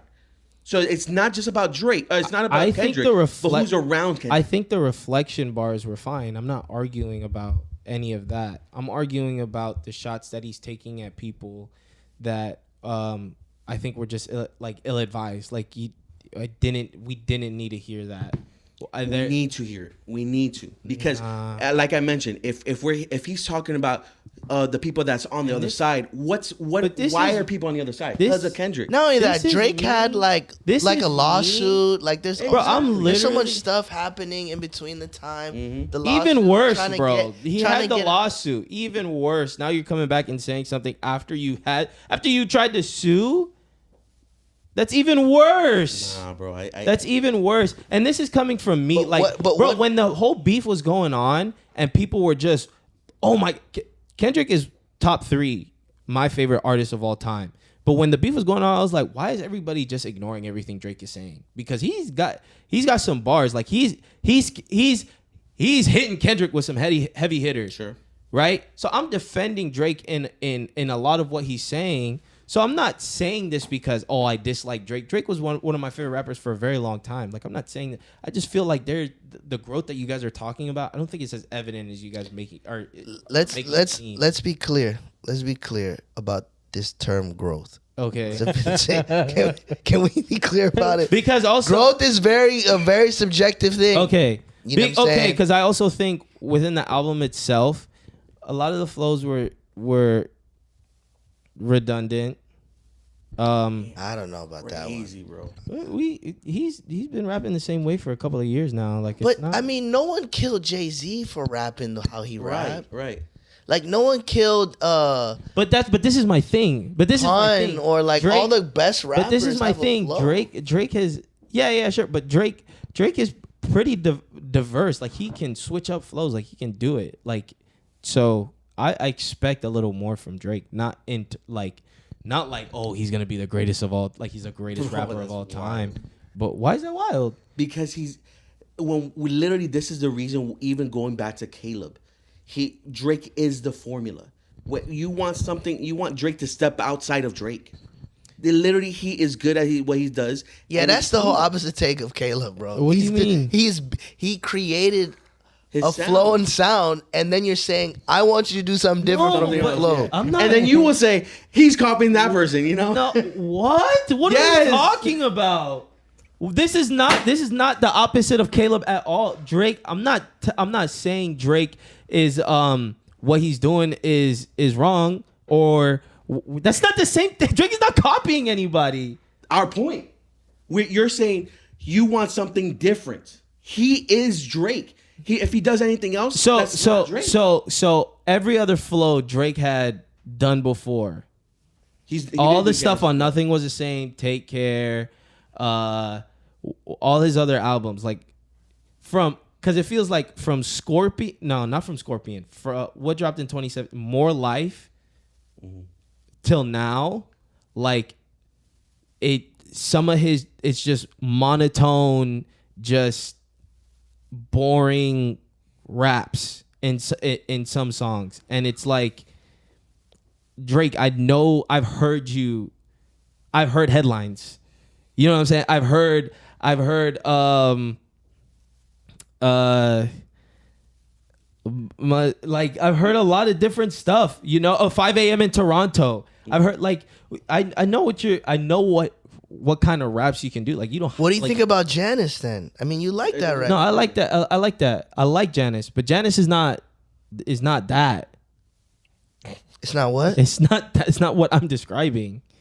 So there's one that Yeah, but it's that has what you want. yeah. There's records that have what you want. Yeah. Yes, but I'm talking about like overall, right? Like when those long drawn out rap songs. So you didn't that like he the has. intro.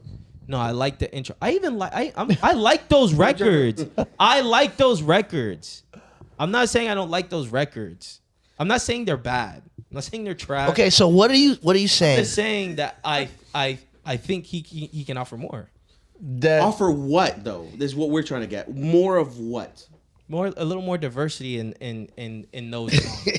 Bruh. He gave us 41 records. Bruh. That's true. So That's true. But I'm talking specifically like those rap songs.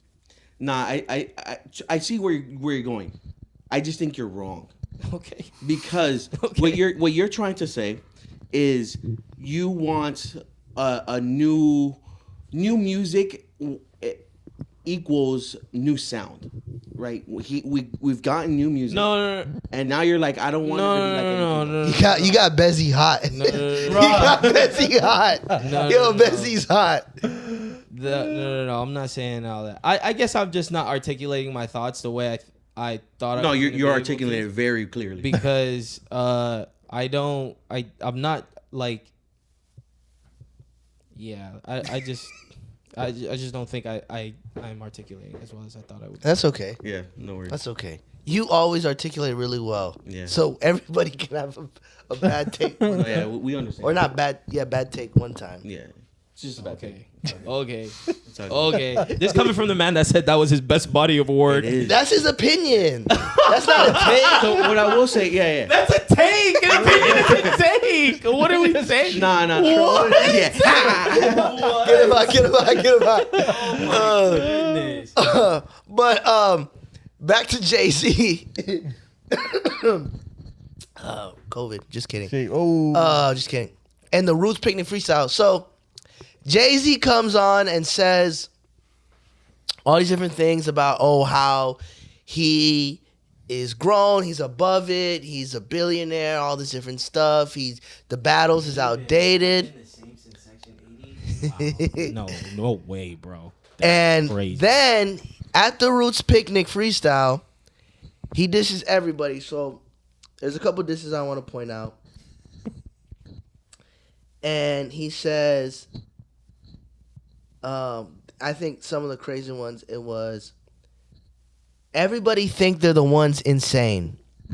You're no maniac. Watch how sane he act in my presence. Expletive shrink. Who's he talking about in that one? He's talking about Kanye. Kanye. So he's pretty much saying like all this crazy talk, but It's like a. but like a all this ruse. manic, it's all. But when you're in front of me, You like shrink. normal. you shrink. I like that double entendre. Then there's another one I wanted to talk about. He says, this is the one about Drake. He goes, I gotta read the whole thing. I'm governed by God. You try to break the covenant. I reigned for 40 days. My net got flooded again. Risk gets flooded again. My net worth went up again. My next update, the jig is up. I'm up 10. Wrong chart, champ. You got to look up again. Expletive, look up to Hove. I never looked up to them. Them blanks got your publishing. Gangster, go talk to them. Don't talk success to me. You blank is workers and perpetuities. How your contracts is where it don't make me whatever. So that was a shot at Drake. Yeah. Right? Talking about pretty much like, yo, I'm a billionaire. People still own your stuff, blah, blah, blah. Like, you looked up to me. I never looked up to you. Like, I'm still big dog, blah, blah, blah. He's dissing Drake. I think he was wearing a wig. No, that's just real stuff. But what I'm trying to say is to take this even deeper, there's a conspiracy online that in every single Drake diss, Jay-Z is 1 degree away from what's going on. And he's putting people in front of them to diss him. For example, the Meek Mill diss, the Meek Mill battle. I remember the whole Meek Mill battle was kind of crazy for me because I was in Kenya when it happened. So like, I had no internet, no nothing. So it's like when I got back to the States, the whole internet is buzzing about. That's exactly when Back to Back dropped. Yeah. So I didn't hear Charged Up. I didn't hear all that stuff. So I only was really locked in on Back to Back. But going back listening to Charged Up, it wasn't even a diss to Meek for real. It was a diss to Hove. At the time, I think I didn't like Charged Up. Look on. it was talking to Hove like, yo, like what's going on? Is this you? Are you sending him? Like what's going on? So it's like people. I think even Drake is even saying it, but Jay-Z was. It seemed like it was Jay-Z gassing Meek to go at. At Meek, and then you look at the Not Like Us with Kendrick.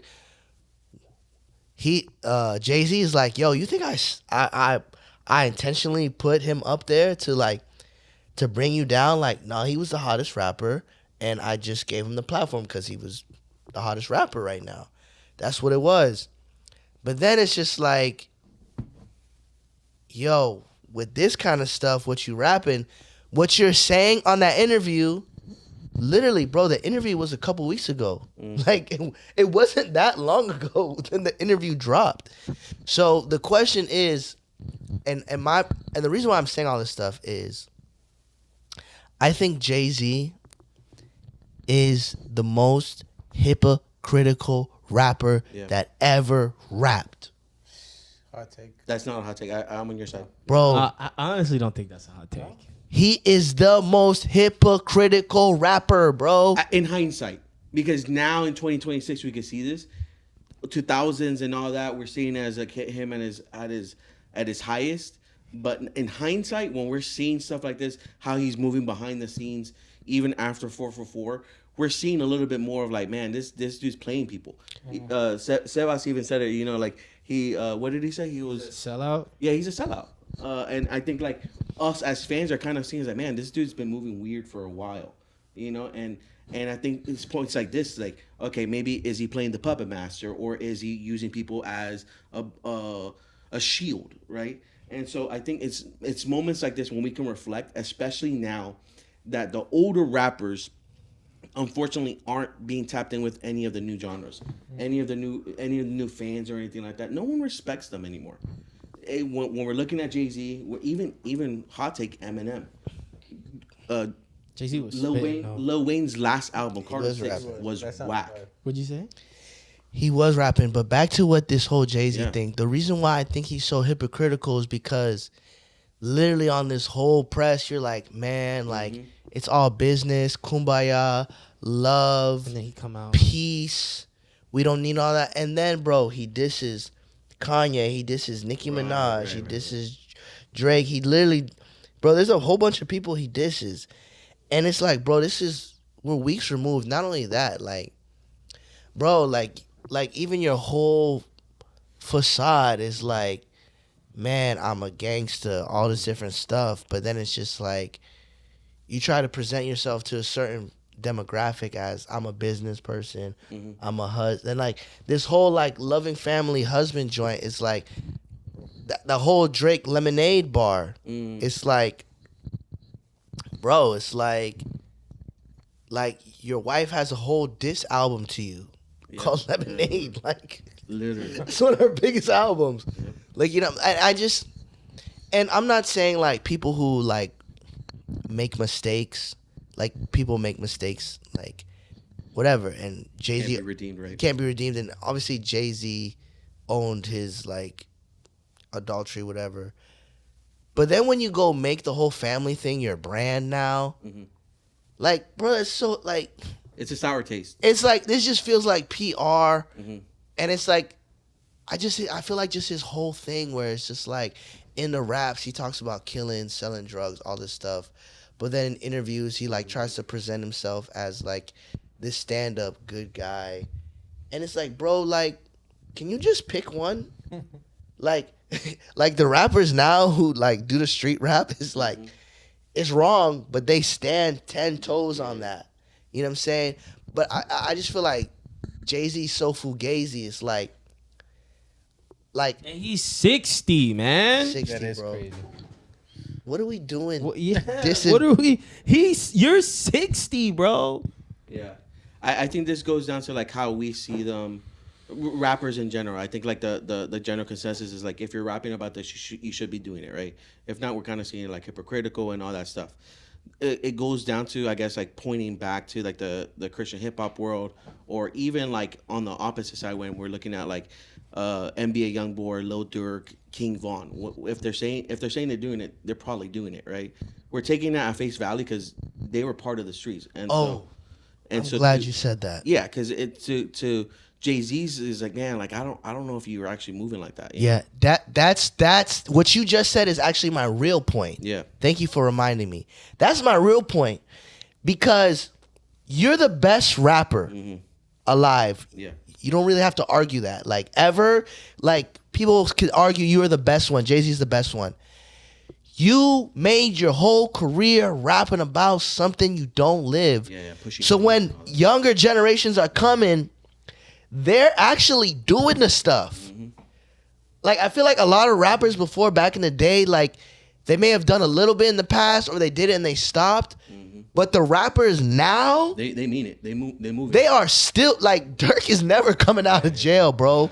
Dirk literally put hit on people, like, but Shiesty. it's because Pooh Young Thug. Shiesty, Thug, What like is Rico? all these people, like Vaughn, like all these rappers now, even the ones you have no idea about, they are literally doing the stuff. And it started with these older rappers faking their life to be more appealing to the masses, to make more money, to romanticize something that they don't even live. So you are creating and then you just go away and say, yo, I'm a billionaire, I'm above it, and you start dissing people. Right. That's the hypocrisy to me, because it's like, yo, I'll infect the culture.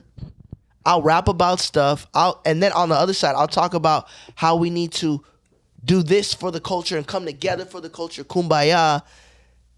But then I'm going to diss everybody and their mothers, and I'm going to rap about stuff that I don't even do. And then I'm going to be the spokesperson of having a loving family when you're doing dirt. I'm gonna shift just gears, but also in the same way. I guess it goes together.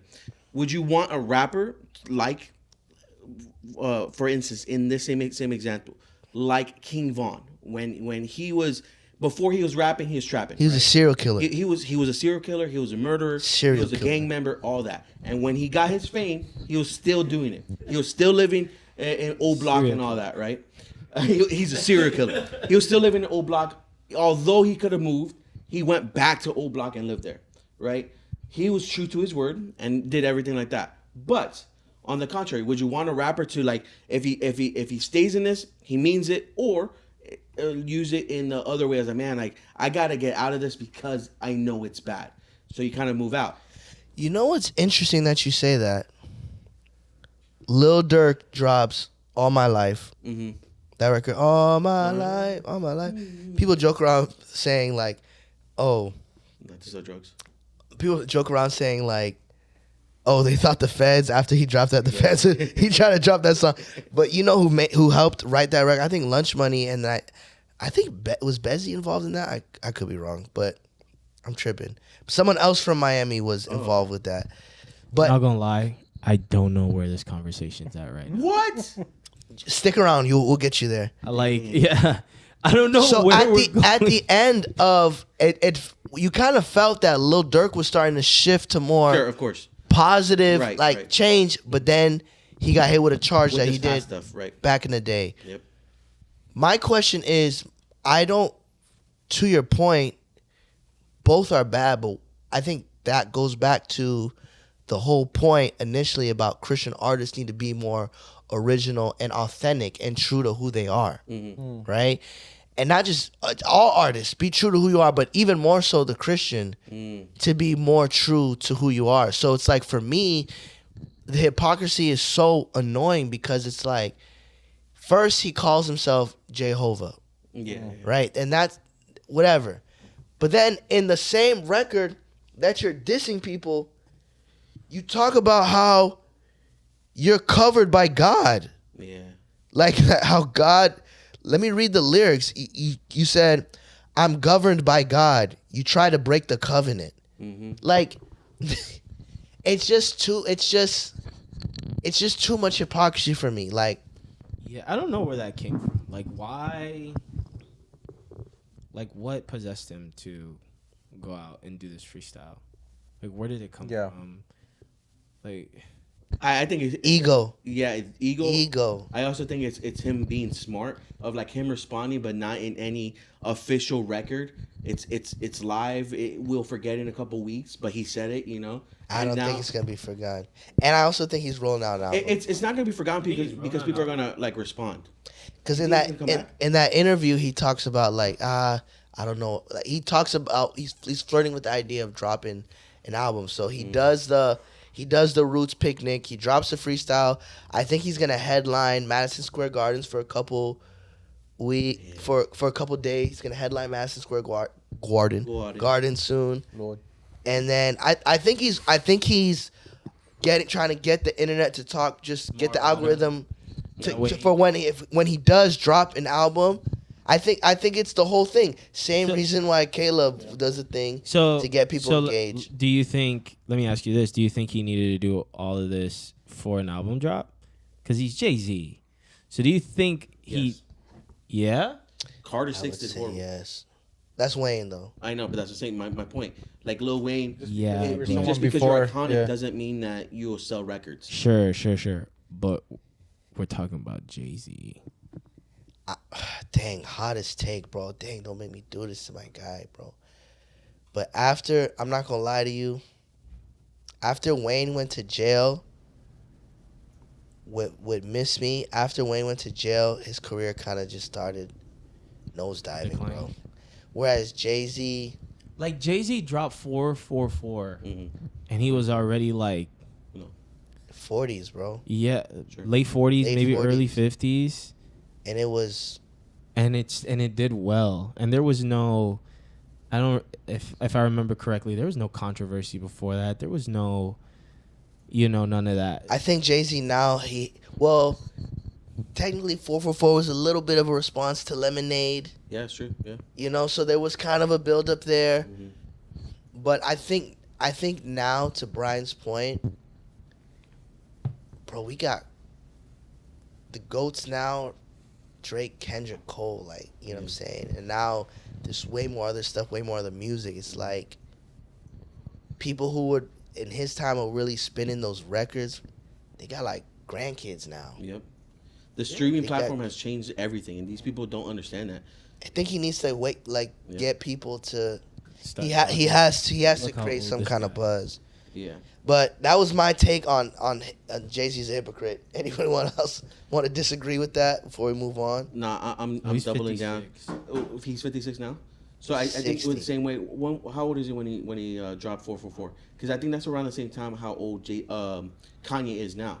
I think Kanye is like probably like the only old rapper where we're kind of still listening to him. You know? Yeah, because It Kanye- dropped in 2017, so 9 years ago. He was 47. So 47. So yeah, he's probably around the same age.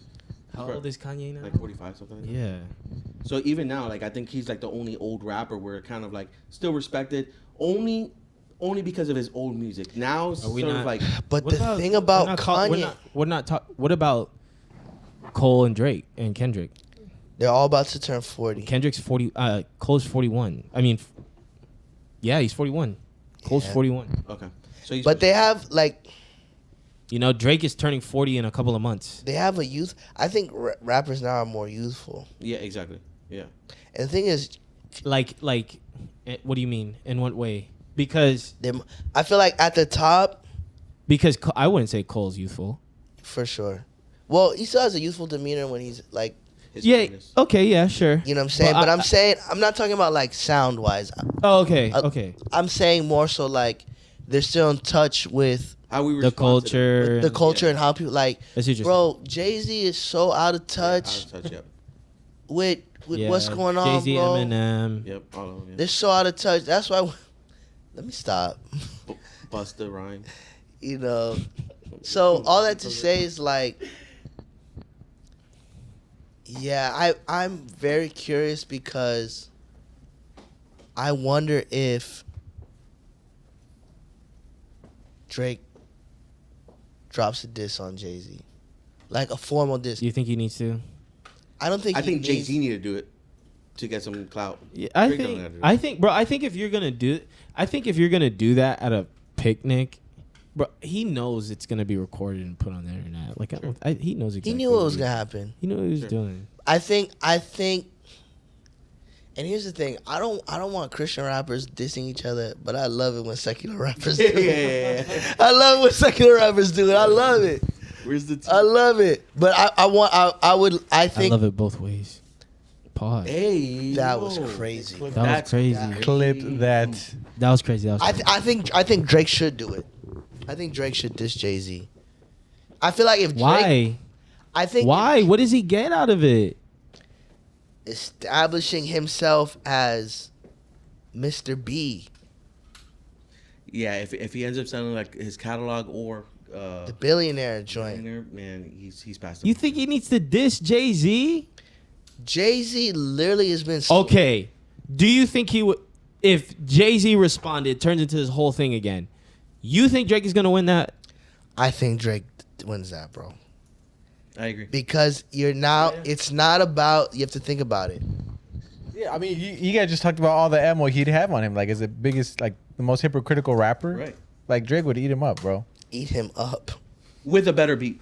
With better, it'll be And better better flow. beats. Yeah, the It'll be cadence. better beats. Yeah. Better flows. Triple entendres. It'll be. He'll Are make we better songs. forgetting? He'll make better Are songs. we forgetting who? Okay, yeah, he'll make better songs. And that's the thing. It's But are gonna we be. forgetting It's gonna who be the Jay-Z court is? of public A opinion. little bit, bro. Jay Z is I not think winning the that's- court yeah, of public I think opinion. we're forgetting who Jay-Z is. Okay, let's calm down a little bit. Christian rap would be more fun if there was beef. There is beef, and people don't like it. Okay. Can pause? People are really upset pause- that there's beef. Pause before. Yeah, I agree. I'm gonna say this on camera right now. Oh. I'm the guy that has to tell the other people, please don't diss that person. Yeah. Like everybody sends me the diss tracks, and I always tell them, Don't do it. don't do it. Yeah, you do. You do be telling people. Not If it wasn't for me, you would have a lot more fun. Let me be clear. Yeah. Let me be clear. You know how many times I had to tell people not to do that stuff? I think. Continue. I just think we need to hold each other more accountable. But whatever. Anyway, I think we're forgetting who Jay-Z is. No, we're not. I think people don't even know who Jay-Z is anymore. Stop. We're not forgetting. We just don't know. Yeah, we just don't know him, you know? Oh my gosh, y'all sound like Caleb Nah. talking down on the right. people who paved the way. That's So- crazy. That's hey, touche. Very All right, so Touche. what's new right now? I'm not. What do you mean? What's new right now in culture? Not just music. Just Are in you general, what is- asking me? I'm asking you. Like, what do you? I'm not understanding. So, like, as you're the- asking me, like, what's new? Like, what? What's new Who's the now hottest? that's caught your attention? I was like, man, that is refreshing to see. That someone, some brand, something that you've seen recently, where you're like, you know what, that's fire. Well, What I mean by that? well, why are you asking me? What I mean by that is because I think you're looking at all the past stuff. Jay-Z, you're looking at him 2004 Jay-Z. Yeah. And so we're seeing Drake now. I was like, man, this dude still doing all this stuff, right? I'm not even saying like Jay-Z's gonna come out here put Sure. Drake in a body bag again. Like I'm not saying that. Yeah. But what I'm saying is like Jay-Z's is a rapper.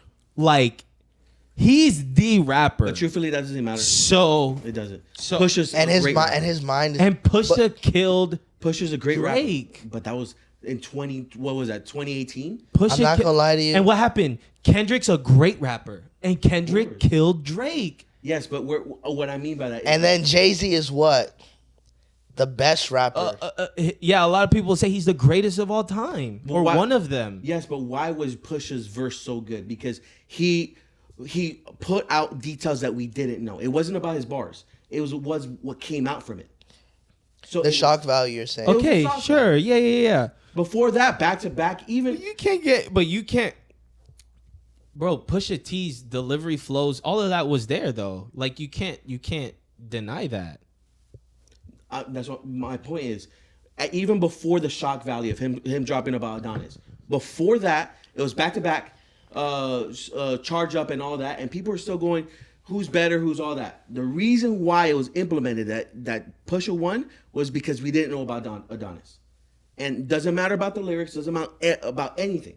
It was just like, dang, we didn't know about that, and then it became true. That's the only way I see Jay-Z winning. If he comes out with something else that we didn't know, it's not about his lyrics. So, Yeah, and here's the But thing. that's not what happened with Kendrick. well, so that's what I'm saying. Lyrically wise, Kendrick was a little bit different because although it was great, it wasn't until Not Like Us came out. It was still back and forth. Kendrick was still winning, but until I Not mean, Like Kendrick Us, did say he that dropped his name. that Drake has a daughter out there that he's not. Yeah, And but that was disproven. Like, But it he was also real. calling him a pedophile. That's the shock value. Yeah. And that brought him up even more. Radio hits and all that. It's shock value of things. And so until that happens, we won't know. Jay-Z, I don't think he's able to keep up with Drake's team or even Drake himself. Moving on to the next subject.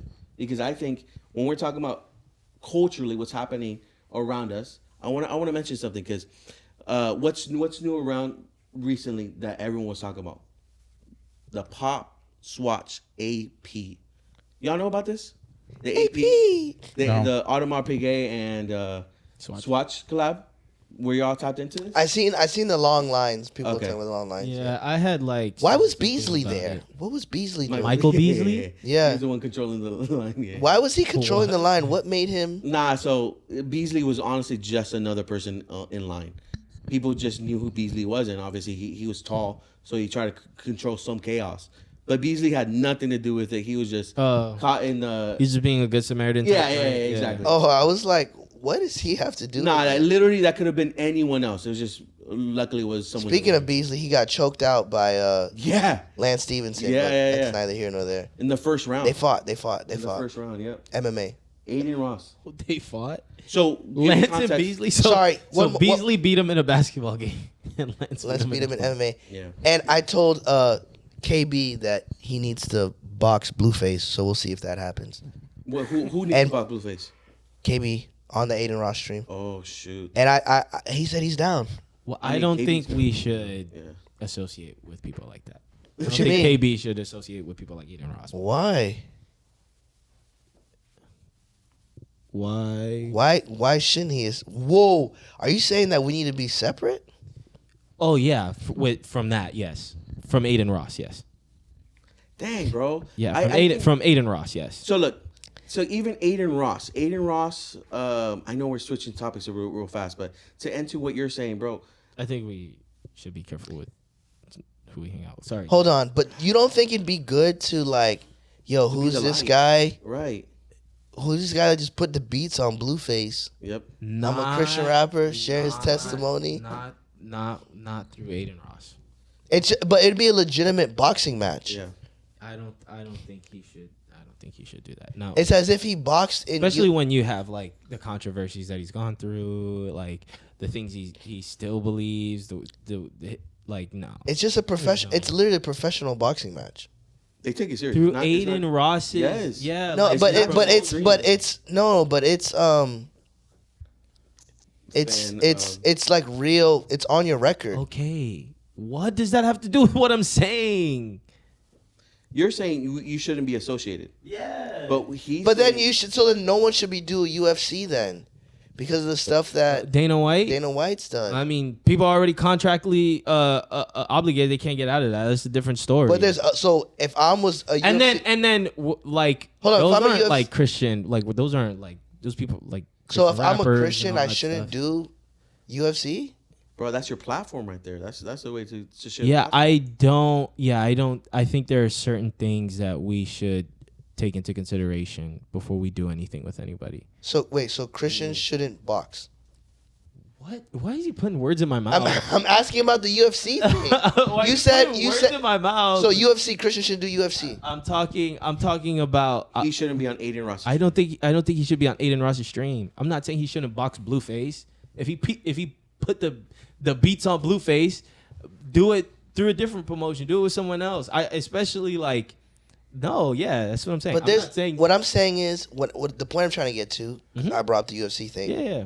In every single organization or something or place of thing, there is some set of form of controversy. Yeah. Sure. You Do you can't know who Aiden Ross is, bro? Like, Of course, I know he is. yeah. But Dana White, What about him? he beats women. Okay. So no one should participate in UFC? Not if you have integrity and you feel like that it's not good to be associated with that. Nah, bro. But so it goes back to Jesus ate with sinners, right? So in the same way, I think it's helpful for us and our cause to share the gospel. The one person that does it is ironically 6ix9ine. He wanted to do a prayer and on Aiden Ross's stream.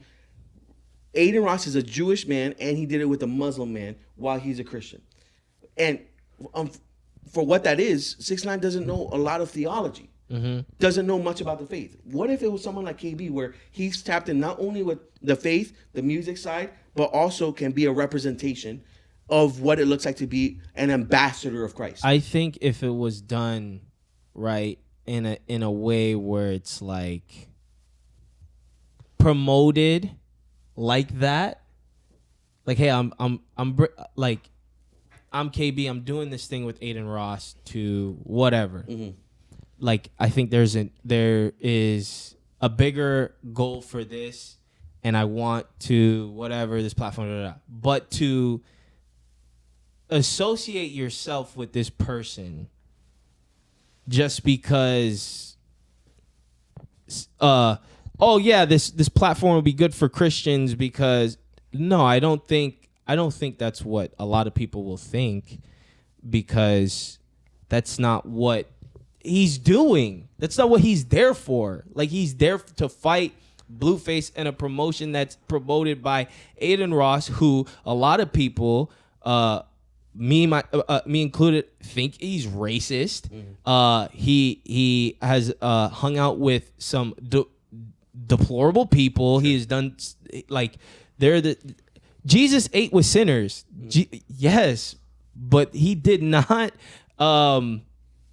He did not go to the club and throw ones with them. You know what I'm saying? Like, I don't know about the ones analogy, but I see what you're saying. My point where I would argue is I don't think it's so black and white. I think it's more gray. I think it's one of those things where it is, and the word I want to use is conviction. I think it's a conviction thing. Like, if that is your conviction, like, you know what I'm saying? Like, for me, a conviction of mine, like, I'll perform anywhere except a strip club. That's a conviction. Sure. Even if I'm going there, I'm rapping Christian music, I'm sharing the gospel, I'm doing all that stuff. Even if that's my intention, they know that's my intention, I'm not rapping in a strip club. Yeah. Right? But that's my conviction. There could be another Christian and be like, yo, I know Christians who go to strip clubs to evangelize. That's their whole ministry. Well, I know as women going in there. Yeah, women. Yeah. Women. And That guy is wild.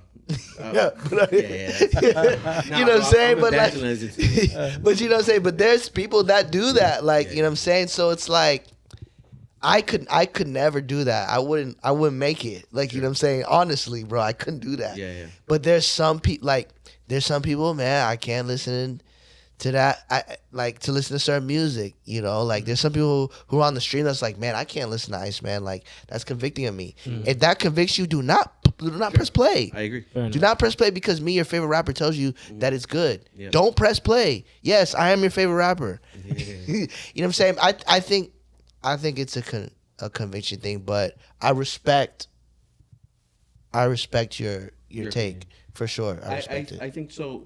I think it's like also like how we read the Bible. We read the Bible to understand what's not clear with the clear verses. And so what I mean by that is like how can we distinguish what is sort of like this gray area with something that we already know is concrete. What's not concrete right now is like, hey, what is our line in the sand? What we can do is like understand what is concrete. And I think what is concrete is we should be evangelizing. We should reach out people 100%. that don't know. 100%. The line should be, if there is a stream, it shouldn't be at whatever else it is. It should be at Aiden Ross's house, where it could be a little bit more condensed and have And something he like can that. offer pushback and things like that. Or even if it is the boxing, when KB speaks, he has the platform to speak whatever he wants. It should be on the NDA or whatever the agreement that he can't talk about Christ. If there is any verbiage where he can't talk about that, it's not worth going. So I think for us, it's like, okay, I see that as a potential because the people that are watching this probably never been inside of a church. We are meant to be called to be the church. And so it's not a building, it's who we are. We are the ambassadors. So if KB has the convictions like, man, I got to reach people that probably will never be on the stream, because his heart is right now is like, man, I got social media is so prevalent in our society. How can I reach the people that just focus on their phone? Whether that's KB or not. I think that conviction is so strong that there should be someone there. Millions of people would see, would hear sure. KB sharing the gospel after he won. And you know how great it would be to understand that he actually is walking what he says. I'm talking about 6ix9ine when he isn't walking on it, but man, I'm so glad that he prayed with them. Although his motives or the way he lives life isn't right, he still took the opportunity to share his faith. What if it was someone that actually knows what the faith looks like to have these conversations? There isn't any platform right now where that is socialized and accepted in the right context. Yeah. I think if someone's gonna do it, I think KB's the right one. I agree. For sure. I see what you guys are saying. I hear your point. I get exactly what you're saying. I just think in a setting like that, it would not give the right idea, or that's the right platform for that, especially for someone like KB. What do you think about Rolling Loud? Is that similar to you or different? No, it's different because, like, Aiden Ross is a polarizing figure, and it's negative, right? It's there's just so much going on with that we can unpack. When it comes to Rolling Loud, it's music, right? You feel like it's its own separate thing, Yeah, like away from Matt Zangler and Tarek. yeah, but even that, like Matt Zangler, like you know nothing about it. yeah, do most people who go to Rolling Loud know anything about the owner? But they do know the headliners. They do know Lil Yeah. Uzi Vert, Playboy Cardi. Yeah. Going on the same day and going and probably want to be there the whole day. And so that's why the Christian hip hop, that 5 minute, or not 5 minutes, but 5 people that have their hour long set is important. In the same way, it doesn't have to be something big. I think that that goes with my idea, with my point. I will say this to with that whole Aiden Ross thing. Some people who, like, obviously it's on his Kickstream, but when some people see the clips, they don't know it's Aiden Ross's thing. They just see, oh, Ray J just got knocked out by Super Hot Fire. Yep. Like, you know what I'm saying? Like, they just see the clip of what's happening. So, but I see what you're saying, bro. I think it's a wisdom thing. It's like, oh, I'm not gonna say that on air. Oh, thank God for wisdom. Amen. And with Thank that God being for said, Nando, give us do you some. have a take? Wait, do you have a take on this? Low key, I feel like I have a little bit, and I think maybe I'll wrap us with that. Like, well, let me ask you this: do you feel like God could take something like that and use it? Well, yeah, So then, what is the? but I don't think that means that we should do it. Does that make sense? Because that- You're saying, like you're you were saying, saying, like- and not every even though everything's permissible, it's what's the scripture? Right. Yeah, like you said, But- you wouldn't go to a strip club to evangelize or do a concert in the strip club. But God can definitely use a performance that you do in the strip club to bring people to Christ, right? But that's not something that you feel like you should do, Yeah. right? And that doesn't necessarily make it wrong. Yeah, but that's a personal conviction. Yeah. There might be an artist out there. Might be an artist out there. I guess my thing was I'm thinking of like Dang, I almost made a bad joke. That went back to what we said earlier. Maybe red tips. oh man. Dang. Finish it up. Anyways, no, I just feel like I agree. Like there's I think I'm trying to like understand your hesitation is because you see Aiden Ross as a representation of something that isn't honoring God, but Not even just that. Or- It's not honoring to humanity. okay, so to humanity. But I think that like you think about like, well, then who's going to be able to be an impact to someone like that, you know? And I thought about, well, I mean, I don't know if this is necessarily tied to it, but what I thought about was like there's scripture that talks about how, you know, when Israel was coming back to like being taken from or coming back from their, what is it called when they were like displaced? Yeah. They're coming back.